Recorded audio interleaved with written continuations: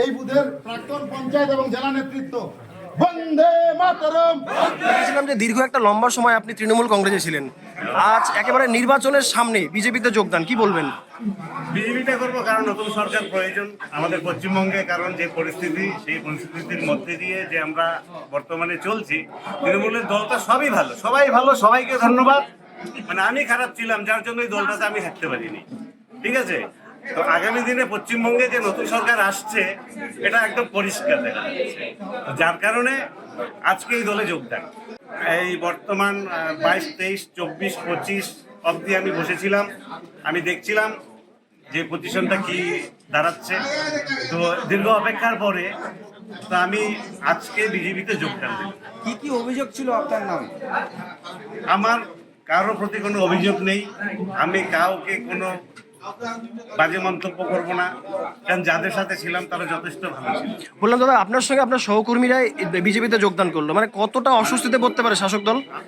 আমার সাথে বর্তমানে 42টা পরিবার, আমার যে লিস্ট আছে আপনারা যদি দেখতে চান, আমি 42 জনের ফ্যামিলির লিস্ট আপনাদের আমি দেখিয়ে দিতে পারি। এখানে আজকে 20টার মতো ফ্যামিলি উপস্থিত হয়েছে, আমি বেশি বলবো না, যে মোটামুটি এখন হয়তো আরেকটু পরে হয়তো আরো বাকিরাও চলে আসবে, ঠিক আছে? 42 জন ফ্যামিলি এখানে একদম স্টিল না যে এখানে কম হবে না, আপাতত 42 জন থেকে 4টা করে ভোট হলেও যা হিসাবে আসবে।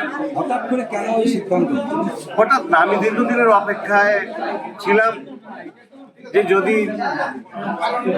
তৃণমূল দল থেকে মানে কোনো ব্যাপারে আমাকে মানে ওনারা সহযোগিতা করতেন বা ওনারা আমার পাশে দাঁড়াতেন, তাহলে হয়তো এই দিনটা আজকে দেখতে হতো না।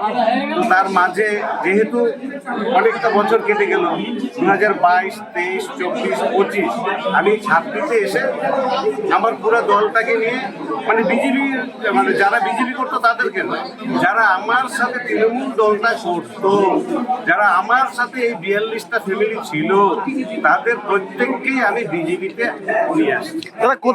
দাদা বলছিলাম কোথাও গিয়ে আপনার সঙ্গে আপনার অনুগামীদের এই বিজেপিতে যোগদান অসুস্থ থেকে ফেলতে পারে শাসক দলকে? 26-এর নির্বাচনে কি ফলাফল আশা করছেন?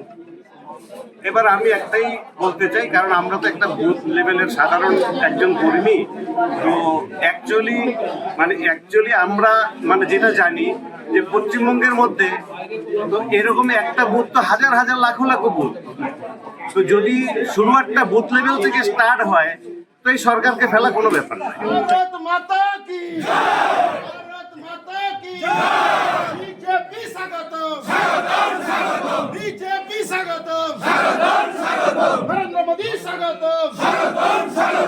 শুধু বারাগুড়িয়া, গোটা পশ্চিমবাংলার তৃণমূলের দুর্নীতির বিরুদ্ধে মানুষ সচেতন হয়ে গেছে।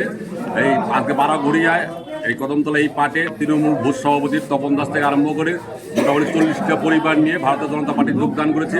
আমরা তাকে সাধারণ গ্রহণ করেছি, কারণ মানুষ এখন বিজেপিতে আসার জন্য একদম আনন্দিত এবং গর্বিত, কারণ তৃণমূল ছেড়ে যে আসতে পারছে, ওরা নিজেকে মুক্ত মনে করছে। এতদিন তৃণমূলের মধ্যে একটা বদ্ধ করেছিল, দুর্নীতির মধ্যে আবদ্ধ ছিল, ওরা বিজেপিতে আসার পর ওরা উচ্ছ্বাস, ওদের আনন্দ, ওরা পরিপূর্ণ।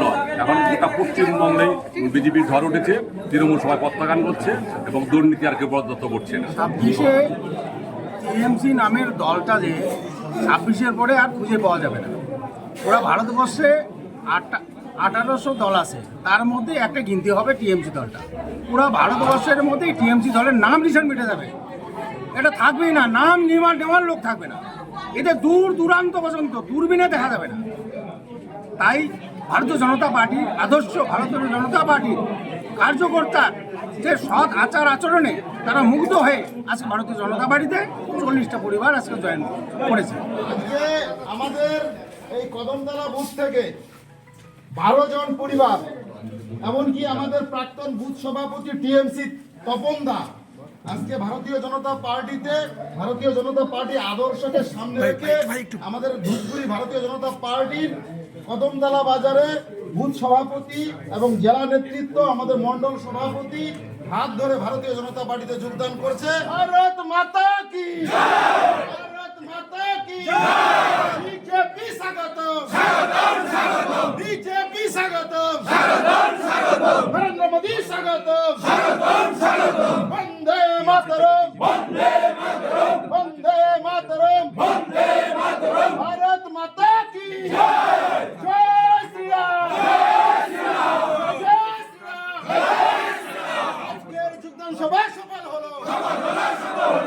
আমাদের ভিডিও ভালো লাগলে লাইক এবং শেয়ার করুন। কমেন্ট সেকশনে গিয়ে জানান আপনাদের মতামত। আরও ভিডিও পেতে আমাদের চ্যানেল সাবস্ক্রাইব করুন এবং প্রতি মুহূর্তে খবরের আপডেট পেতে প্রেস করুন বেল আইকন।